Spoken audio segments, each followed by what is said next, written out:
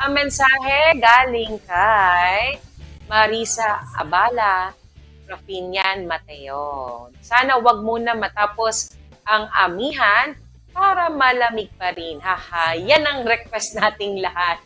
Pero syempre, magbabago at magbabago po ang ating panahon sa mga susunod na araw. At ang sabi nga dito, Jovi, no, huling hirit na ng bugso ng amihan ang mararanasan natin ngayong weekend. Kaya i-enjoy na natin yung lamig ng panahon dahil paparating na yung mga araw na magiging mainit, maalinsangan.